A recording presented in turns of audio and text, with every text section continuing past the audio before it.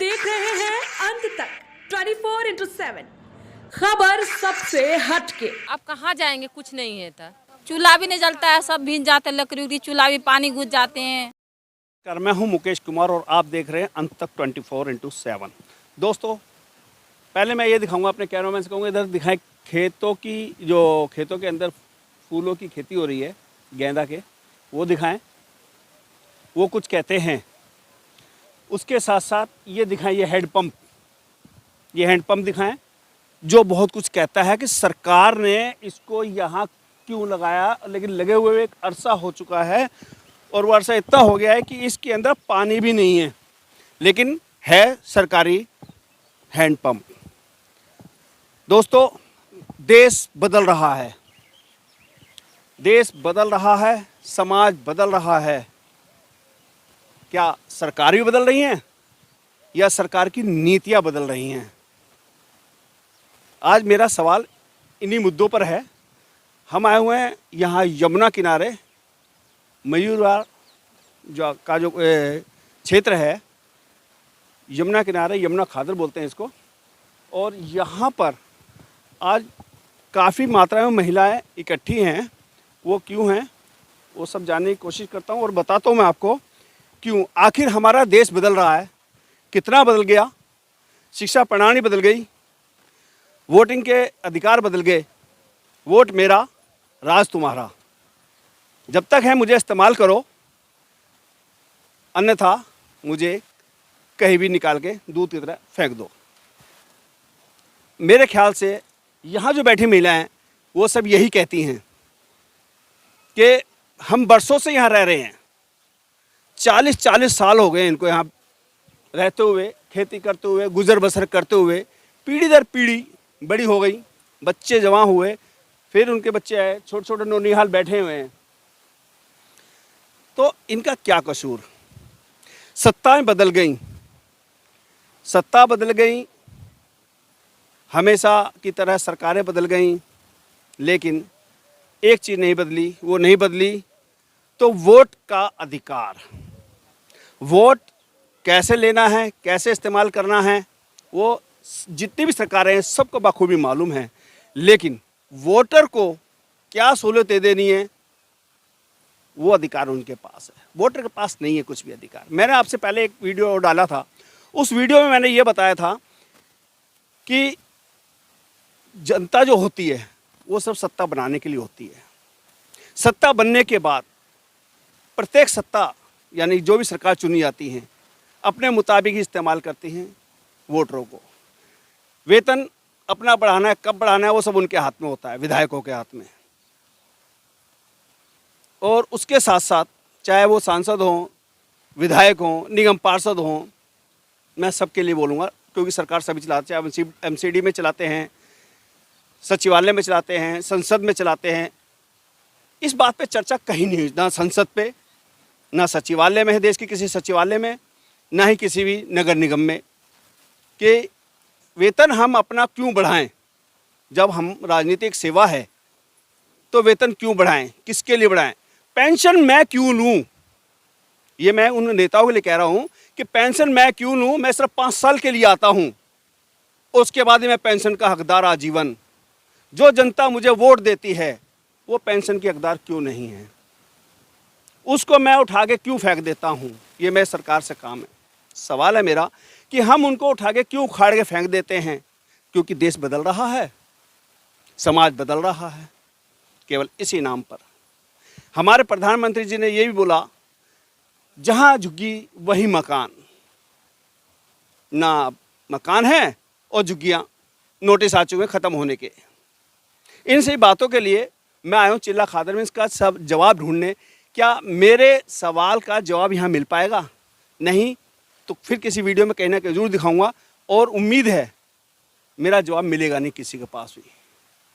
मेरा वोट मेरा अधिकार। अगर ये मैनिफेस्टो में जब तक दाखिल नहीं होगा, जब तक चुनाव आयुक्त सख्त नहीं होगा, जब तक मैनिफेस्टो पे अमल नहीं होगा, जब तक राजनीति में बदलाव नहीं आएगा।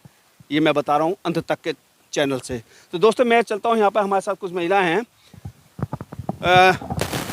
मैम, आपका नाम क्या हुआ? मेरा मीना चौधरी है। मीना जी, आज यहाँ पर ये महिलाएं बैठी हुई हैं। मुझे पता लगा कि यहाँ पे जो नोटिस आया हुआ है उसको लेके जंतर मंतर पे भी कुछ प्रदर्शन हो रहा है आप लोगों की ये, और यहाँ भी है। तो क्या रिएक्शन है, क्या लगता है आपको, कब से यहाँ बैठे हो और आपको कैसे इस्तेमाल किया जाता है? एक वोटर को कैसे इस्तेमाल किया जाता है? मैंने पहले वीडियो बनाई थी अपनी, उसमें इन्होंने बताया था वोटर एक अधिकार दो, यानी कि वोट को तो इस्तेमाल करेगी वोट लेने के लिए, लेकिन इस्तेमाल मैं करूँगा। मैं सरकार हूँ, मेरा काम है इस्तेमाल करना। तो इसमें बदलाव होना चाहिए नहीं चाहिए? और ये जो यहाँ से हट रहे हैं आप, तो इसके बाद कहाँ आपको विस्थापित किया जा रहा है, कहाँ आपको जगह दी जा रही है, क्या आपको लिए संशोधन हो रहा है, उसके बारे में बताएं। देखिए, मैं पहली चीज़ तो ये बताना चाहूँगी कि सरकार हमारे ऊपर लगातार अतिक्रमण करती रह रही है, और ये आज नया बात नहीं है, ये हमेशा से चला आ रहा है। लेकिन जो कहते हैं कि जो हमारी पॉलिसी बनाई गई है ड्यूसिप की, अगर हमें ड्यूसिप की पॉलिसी के अकॉर्डिंग अगर हमें कहीं शिफ्ट कर दे 5 किलोमीटर के दायरे में, तो हमें भी दर दर के भटकने नहीं पड़ेंगे। आज अगर क्लस्टर अगर बनते हैं तो किस कारण से? आज यहाँ पे डेमोलेशन होता है तो कल वहाँ पे अपना बसेरा बना लेते हैं, वहाँ से डेमोलेशन होता है तो दूसरी जगह बसेरा। अगर यही सरकार, मैं केंद्र सरकार से गुजारिश करती हूँ कि जितने भी झुग्गी झोपड़ी में रहने वाले लोग हैं, अगर उनके पास 2015 से वोटर आई कार्ड है तो उन्हें पुनर्वास करें। नहीं तो फिर ऐसे आज यहाँ पे तोड़ोगे, कल कितना तोड़ोगे? 2015 से क्यों? वोट तो आप बरसों से देते आ रहे हैं आप लोग। वर्षों से हम वोटिंग हम देते आ रहे हैं वर्षों से, लेकिन जो पॉलिसी में लिखा हुआ है डीसीप के पॉलिसी में कि 2015 से जिसके पास वोटर आई कार्ड है उसके लिए पुनर्वास किया जा सकता है, तो ना ही सरकार पुनर्वास करती है, बस लोगों को आश्वासन देती रहती है, जहाँ झुग्गी वहीं मकान। यही हमेशा का है। अभी देखिए, जिस ज़मीन पे हम लोग रह रहे हैं, ये ज़मीन ये डीडीए की ज़मीन है, और ये डीडीए हमेशा क्या करती है, नोटिस देती है, बिगर नोटिस भी दिए कितनी बार यहाँ पे डेमोलेशन हो चुका है। मेरे होश भर में, मेरा जन्म यहीं का है और मैं 96 से यहाँ पे हूँ, और 96 में अभी तक मेरे आंखों के सामने 7 से 8 बार डेमोलेशन हो चुका है। लेकिन क्या सरकार कहीं दी? क्या लोग यहाँ से भागे? नहीं भागे ना, उनका भी अधिकार है, क्योंकि वो भी वोट देते हैं और अपनी बात रख सकते हैं। रखने के लिए भी सरकार आज कोई भी सुनने के लिए तैयार नहीं है। बस उनको ये है कि स्मार्ट सिटी बनाना है। अरे स्मार्ट सिटी तो जब ही बनेगी ना, जब आप लोगों को स्मार्ट जगह पे दोगे, जहाँ पे स्कूल हो, कॉलेज हो, सारी सुविधाएं जैसे अस्पताल वगैरह हो, जहाँ पे सारी सुविधाएं मिले, तभी तो स्मार्ट देश कहलाएगा ना, स्मार्ट सिटी कहलाएगी ना। ये नहीं है कि मक्खी की, जैसे कहते हैं ना, दूध में मक्खी अगर पड़ जाती है उसे निकाल के फेंक दो, तो ऐसा नहीं करना चाहिए। जब वोट का टाइम आता है तो हाथ फैला के, हाथ जोड़ के मांगते हैं कि हमें वोट दो। हम आपको वोट दे के जिताते हैं तो उसके बाद हमें मिलता क्या है? कुछ भी नहीं, दुख के सिवा कुछ भी नहीं। आज उसी चीज़ को लेके आज हम अपनी बात रख रहे हैं कि आज हम केंद्र सरकार से गुजारिश करते हैं कि केंद्र सरकार हमें यहाँ से दूसरी जगह शिफ्ट करे, तोड़ने की ज़रूरत भी नहीं पड़ेगी, पुनर्वास कर दें हमें, हम चले जाएंगे। और पुनर्वास वहाँ पे करें कि जहाँ पे बच्चों का स्कूल हो, जहाँ पे कि जो अपनी मतलब जो भी है लोग अपना काम कर सके। दूसरी चीज़ ये है कि वहाँ पे हमें सारी सुविधाएं चाहिए। लोग कहते हैं ना कि नहीं कि हमारा मौलिक अधिकार है, तो मौलिक अधिकार में हर चीज़ आता है। ये नहीं है कि मान के चलो हमें घर तो मिल गया लेकिन वहाँ पानी की सुविधा नहीं है, अस्पताल की सुविधा नहीं है। मीना जी, जैसा आपने बताया या चाह रहे हैं कि आपको यहाँ पर स्कूल की सुविधा जहाँ भी स्थापित करें वहाँ सारे अधिकार, लेकिन अगर यहाँ पे बात करते हैं, यहाँ बरसों से मैं देख रहा कि यहाँ हेड पंप तो लगा है, उसमें पानी भी नहीं है जी, और स्कूल और उसकी शिक्षा की तो बात ही क्या है जी। तो आपको क्या लगता है कि जब अब 40 साल, आप 40-50 साल हो गए ना यहाँ पर रहते हुए, तो ये हमारे मम्मी पापा को 40-50 साल से ऊपर हो गया है। तो जब इतने वर्षों में सुविधा नहीं मिली, केवल एक सुविधा मिली, वोट डालने का अधिकार, जी, उससे कितने सहमत हैं आप? देखिए, वोट डालने का अधिकार की जब बात आती है ना, कि उस तरीके से तो दिखाया जाता है आपका अधिकार है कि राइट है कि आप बोल सकते हो, अपनी बात रख सकते हो, लेकिन सिर्फ वोट, चुन सकते हो। हाँ, सरकारें चुन सकते हैं, वोट मतलब देने का अधिकार है। अगर अपनी बात रखने का अधिकार नहीं दिया जाता है, कहीं पे भी, केंद्र सरकार हो चाहे कहीं भी कोई भी सरकार। अगर एक बात मैं मान के चलती हूँ कि अगर हम सरकार की बात करते हैं कि ये तो होता है ना कि भैया हमें वोट दे दीजिएगा, दीदी हमें वोट दे दीजिएगा, हाथ जोड़ते हैं, लेकिन जब जीतने के बाद यहाँ पे कोई शकल दिखाने नहीं आता, कोई भी नहीं। केंद्र सरकार में चाहे अपनी बीजेपी की हो, चाहे आम आदमी पार्टी हो, चाहे कांग्रेस पार्टी हो। कहते हैं कि देश बदल रहा है, स्मार्ट सिटियां बन रही हैं, तो उसके लिए छोटा मोटा बलिदान तो दे सकते हैं ना देश के लिए। बलिदान तो देना चाहिए उनको। नहीं तो ये जो अगर झुग्गी झोपड़ी हटाएं वो, तो बुरा क्या है इसमें? बुरा है, बिल्कुल है। क्यों? जब इससे पहले जब घर मकान नहीं देंगे तो रहेंगे कहाँ? देश आज़ाद उसी तरीके से होता ना जिस तरीके हमें भी सुख मिले कि हाँ हमें हटाया जा रहा है तो यहाँ से हम हटा के कहीं और दिया जाए, हमारे बच्चे को हमारी तरह ज़िंदगी नहीं काटना पड़े, अच्छी शिक्षा मिले, अच्छी पढ़ाई मिले, यानी कि हमारी तरह खुरपी चलाए वो खेतों में। बड़े बड़े आदमी हैं, बड़े बड़े स्कूल में अपने बच्चों को पढ़ा, गरीब आदमी तो गरीबी है ना, पढ़ाएंगे यहाँ झुग्गी झोपड़ी में रह के, यहाँ से हटा देंगे तो बच्चे कहाँ जाएंगे, बच्चे को भविष्य कहाँ जाएगी। लेकिन देश बदल रहा है ना, ये क्यों नहीं समझते हो आप? देश बदला तो हमारे बदला, ऐसे जैसे कुछ नहीं बदल रहा हमारे लिए कुछ नहीं बदला, बिल्कुल सही कहना है इन बहनों का, हमारे लिए कुछ नहीं बदला। जो हम 40 साल पहले थे, 50 साल पहले थे, वही आज। जब देश बदल रहा तो हमारे लिए भी बदले, पिछले हमारे लिए भी सरकार करे। कुछ नहीं बदल रहा यहाँ पर, बच्चे का भी नहीं बदल रहा, बच्चे कितना नौकरी भी 40-50 साल में किसी भी सरकार ने वोट के बदले इन नौनिहालों को शिक्षा के नाम पर कुछ नहीं दिया। वोट लेने के बदले यहाँ पर किसी तरह का स्वास्थ्य केंद्र नहीं दिया, वोट लेने के बदले यहाँ मौलिक सुविधाएं दी नहीं दी। मीना जी का यही कहना है। जी मीना जी, आप कुछ बता रही थी। तो वही कहना है कि मेरा कि जब भी देखो डेमोलेशन अगर आता है तो कहते हैं ना कि मैं एग्जांपल देना चाहूँगी कि जब भी अगर कोई फौज में अगर जाता है वो गरीब का बच्चा जाता है, किसी प्रधानमंत्री का बच्चा नहीं जाता, ना ही किसी मुख्यमंत्री का बच्चा जाता है, ना किसी के एमएलए का बच्चा जाता है।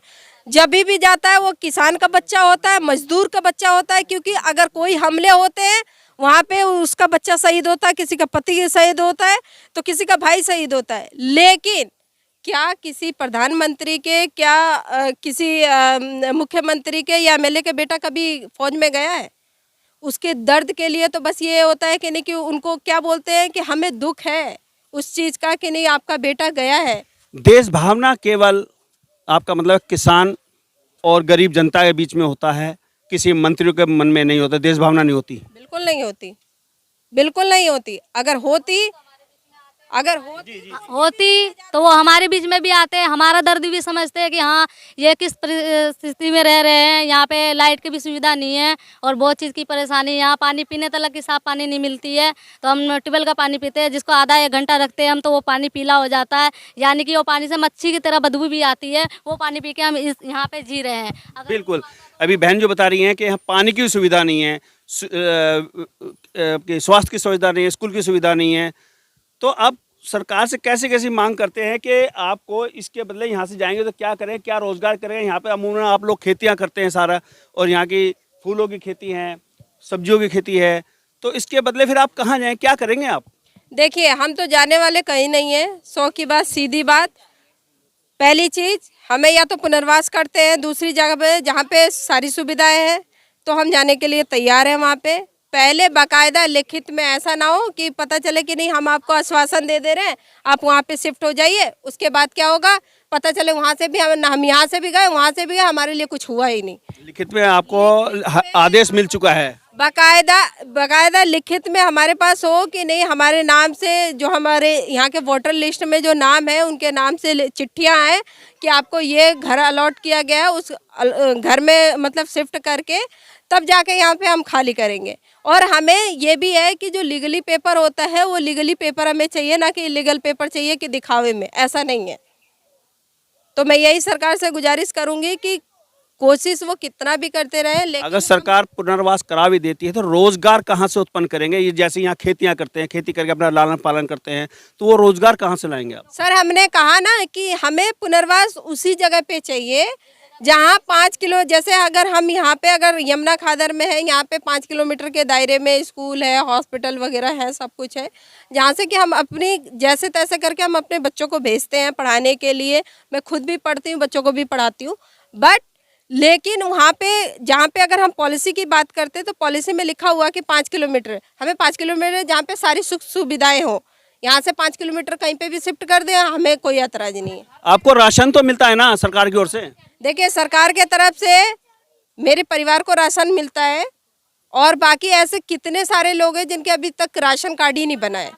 और दूसरी चीज़ ये कहते हैं 1 इंडिया 1 राशन कार्ड, तो 1 इंडिया 1 राशन कार्ड में क्या होता है कि जो जिनका अन्य अंत्योदय योजना वाला जो कार्ड है, उन लोगों को क्या करते हैं, यूनिट के हिसाब से देते हैं राशन, जबकि उनका 25 किलो गेहूँ और 10 किलो चावल होता है, प्लस उसमें चीनी दाल भी ऐड होता है।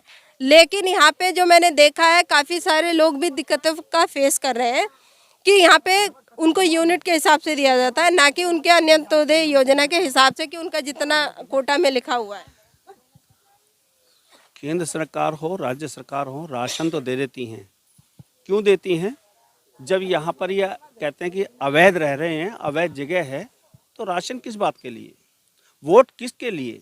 केवल सरकारें बनाने के लिए, अपनी तनख्वाहें बनाने के लिए, अपने कह सकते हैं पेंशन लेने के लिए? आखिर क्यों? कब होगा ये बदलाव? मैनिफेस्टो में कब आएंगे वो अधिकार जनता के पास कि वोट के बदले मुझे मेरी सुविधाएं, शिक्षा, पानी, स्वास्थ्य, रहने की सुविधा, ये सब मिलेंगी? उन पे काम क्यों नहीं करती कोई भी सरकारें? हमारे साथ मौजूद है अम्मा जी। आपको यहाँ कितना टाइम हो गया रहते हुए? अरे इंदिरा गांधी मरी जब से वही साल का हम हाल है, मरल जो इंदिरा गांधी है। अच्छा, यानी सन 84 में आप यहाँ आए थे? जब ही आए मैं, जब ही आए, हाँ, जब ही कहा मेरा आदमी उससे 4 साल पहले का है। उससे भी 4 साल पहले सन 80 में आए थे? हाँ हाँ, हमन का उम्र बीत गई यहीं। आप क्या कहना चाहेंगे सरकार से? कैसे कैसे आप क्या बात रखेंगे आप? आप कहना क्या चाहती है? रहे कि हमन के कहीं जगह दे दे, कमाने खाने की कहीं व्यवस्था रहे कि नहीं, हम कमा लें, खा लें, बच्चे हमारे पढ़ ले। अब बच्चन के भविष्य में का हमन सोचें। आप तो नानी पोती वाली हो गए होंगे। नानी पोती ताकि पोती है, पोता के लिए तब मैं मर रहा हूँ, और काय खत्म मर रहे हैं। अब हमारे तो ब्याह शादी बच्चन का होगा, बाल छोटे नौनिहाल घूम रहे हैं ये बच्चे हैं पीछे। हाँ यही है, यही है। जी जी जी, बताइए बताइए, कुछ कह रहे हैं आप? पूरा जिंदगी खादर में बिताए, तो अब कहाँ जाएंगे? कुछ नहीं है तो न घर है न दुआर है। हम लोग को कहाँ जाएंगे? हमारे को रहने का जगह नहीं है तो कहाँ जाएंगे? यहीं नहीं रहेंगे। हाँ, नहीं घर नहीं द्वार, यही नहीं बाल बच्चों को पढ़ाएंगे। दोस्तों, बहुत दयनीय स्थिति है यहाँ पे जो मैं देख रहा हूँ। तो कहते हैं कि एक आशियाना जो होता है ना, वो अगर उजड़ जाता है तो सब कुछ बिखर जाता है। यहाँ इन बुजुर्ग अम्मा ने जब आई थी उस समय से पता इनकी आयु क्या रही होगी, और आज नानी पोती वाली हैं। ऐसी कितनी ही यहाँ महिलाएं हैं जो अपने नाती पोतों के साथ यहाँ रह रही हैं, लेकिन सुविधा आज तक इनको नहीं मिली है। वो सुविधा जिसके लिए हकदार हैं, जिसके लिए सरकारों ने बड़े बड़े दावे किए, लेकिन वो सुविधा यहाँ नहीं है। क्यों? क्योंकि मेरा देश बदल रहा है। कह सकते हैं आप मेरा देश बदल रहा है? बिल्कुल नहीं बदल रहा। देश बदलता, जब हम ही लोग नहीं बदला तो देश बदल के क्या करेगा? देश से हम लोग बदले, गरीबी के गरीबी है। हम लोग कहाँ कुछ बदला हम लोग के लिए? बड़े बड़े लोग के लिए बदल रहा है, मगर हम लोग के लिए कुछ नहीं बदल रहा है। क्यों? यहाँ बरसात के मौसम में आके देखो हम किस स्थिति में रहते हैं। रात में जब बरसात की मौसम होता है तो हम रात में सो भी नहीं पाते, हमारे घर में चूल्हा भी नहीं जलते, चूल्हा भी नहीं जलता है, सब भीग जाते, लकड़ी उकड़ी, चूल्हा भी पानी घुस जाते हैं। ऐसी बाल बच्चा के लेके कहते हैं कि कुछ ना कुछ तो बलिदान देना पड़ता है। देश बदल रहा है, विदेशों में हमारा नाम बहुत ऊंचा होगा। क्यों नहीं हम चाहते कि हमारे देश का नाम ऊंचा हो? अगर हमारी भी झुग्गियाँ तोड़ दी जाती हैं, हमारी खेती ख़त्म कर दी जाती है, हमारे को यहाँ से उजाड़ दिया जाता है, तो हमें जहाँ बोले थे ना कि जब कि जहाँ झुग्गी वहीं मकान, तो हमें वो मकान दे दे। ऐसे जगह में दे कि जहाँ रोजगार भी हो, जहाँ हम जाके खेती की वजह से हम मेहनत मजदूरी भी कर सकते हैं, जहाँ पे बहुत सारी फैक्ट्रियाँ होती। आपका क्या नाम हुआ? मेरा नाम शहनाज हुआ। तो दोस्तों, यहाँ पे बहुत सी बहनें बैठी हैं जिनका तो यही कहना है कि हमें कहीं भी विस्थापित करें जहाँ पर रोज़गार हो, काम धंधा हो। जी, जहाँ 300 को गैस मिला है, आज 1200 को गैस मिला। कहाँ से आदमी खाएगा, कमाएगा, क्या खाएगा? क्या चीज का बदलाव आ रहा है? आज तो और महंगा। बदलाव ही तो है। 300 का गैस अगर 1100 में रुपए 1050 में मिल रहा है, बदलाव नहीं है। हमारा देश तरक्की कर रहा है। कहाँ से भरेंगे गैस जब जिसके पास ड्यूटी आदमी नहीं कर रहे हैं तो कहाँ से गैस? कितना 50,000 40,000 रुपया तनख्वाह ना, उसको लिए बदलाव है। गरीब के लिए क्या बदलाव रहेगा? आज तो वेतन बढ़ गए हैं। पहले टाइम था 150 रुपए होता, लेकिन आज तो हजारों में तनख्वाह है। हजारों में तनख्वाह तो हम गरीबे तो गरीबी तो हैं, कहाँ अमीर हो रहे हैं, गरीबे न है। चुन चुन के बना के खा रहे हैं खाना चूल्हा पे। वो भी चूल्हा कभी जल रही है, कभी नहीं जल रोटी नहीं मिलती, आनी पानी में रोटी नहीं बनती, ना लाइट है, घर में कुछ को व्यवस्था नहीं है, भूखे सो जाते हैं बच्चे।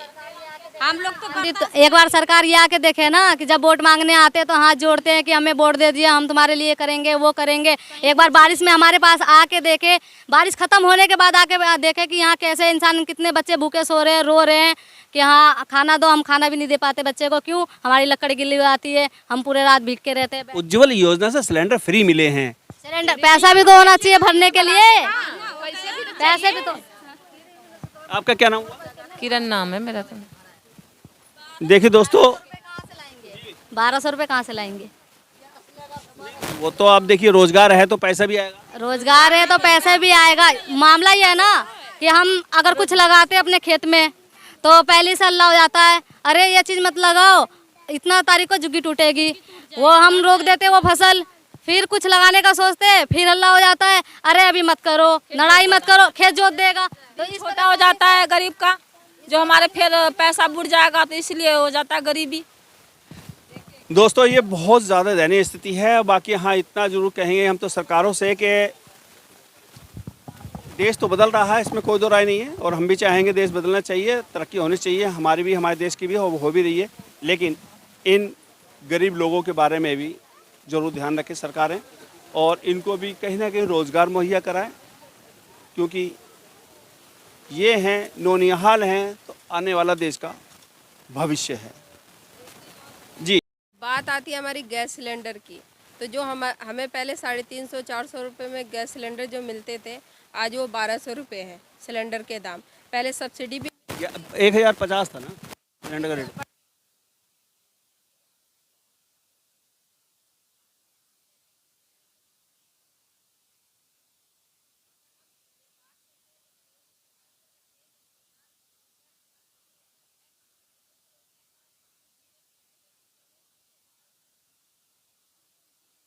तो जब हम बात करते हैं गैस सिलेंडर की कि नहीं, केंद्र सरकार हमें जो गैस सिलेंडर दे रही है, फ्री योजना, जन धन योजना भी निकाल रही है, लेकिन लोगों को ये भी नहीं पता है कि पहले जो हमें गैस सिलेंडर पे 350-400 रुपये में सिलेंडर मिल जाता था, उस पर सब्सिडियाँ वगैरह मिलती थी। आज के डेट में तो 1200 रुपये सिलेंडर हो गए, सब्सिडी तो बिल्कुल ही नहीं मिल रही है। और दूसरी बात कहते हैं, अगर हम रोजगार की बात करते हैं तो सिलेंडर की कीमत 1100 रुपये 1050 थी। 1150 थी, बट लेकिन अभी बता रहे हैं कि नहीं कि बढ़ गया है, सिलेंडर बढ़ गया है। तो उसमें यह है कि नहीं कि जब बात करते हैं कि नहीं हम लकड़ियों पे खाना ना बनाए तो किस पे? भैया जब रोजगार रहता तो हमें भी खुशी खुशी ये होता है कि नहीं कि चलो हम भी गैस सिलेंडर पे खाना बनाएं। जिसके घर में रोजगार नहीं है, जो रोज़ 250, 300, 400 की नौकरी पर डे का करता है, कभी मिलती है कभी नहीं मिलती है, तो उसके लिए तो 1200 रुपये काफ़ी पैसे हैं, उसके लिए तो 1200 रुपये उसके लिए बहुत है। लेकिन जब रोजगार की बात करते हैं तो केंद्र सरकार से गुजारिश है कि हर घर के गरीबों में, चाहे अमीरों में ही, मैं कहती हूँ मेरे लिए सारे इक्वल बराबर है। तो मैं ये कहती हूँ कि सभी के घर घर में एक एक जने को गवर्नमेंट नौकरी दे देना, हमें ज़रूरत ही नहीं पड़ेगी। सिलेंडर तुम 1200 का करो, हम 1200 रुपये का ले, लेकिन नौकरी तो दे दो। हमें क्यों दर दर के ठोकरे खाने पड़ेंगे? जब सरकारी नौकरियां होंगी लोगों के पास तो उनके बच्चों के पास अच्छी शिक्षा भी होगी।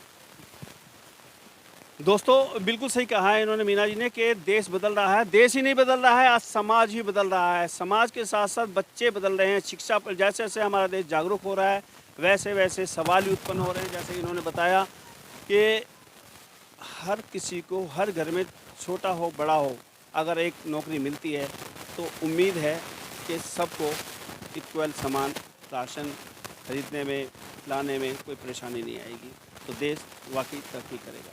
चलिए आगे फिर नज़र रखते हैं। लेकिन हाँ ये जरूर है कि अगर अभी तो इनका केस वैसे आपका कोर्ट में है ना? हमारा केस अभी दिल्ली हाई कोर्ट में चल रहा है, तो जो केस की जो हेयरिंग है वो नवंबर में है। हाई कोर्ट में? दिल्ली हाई कोर्ट में हमारा केस का जो केस चल रहा है वो दिल्ली हाई कोर्ट में चल रहा है।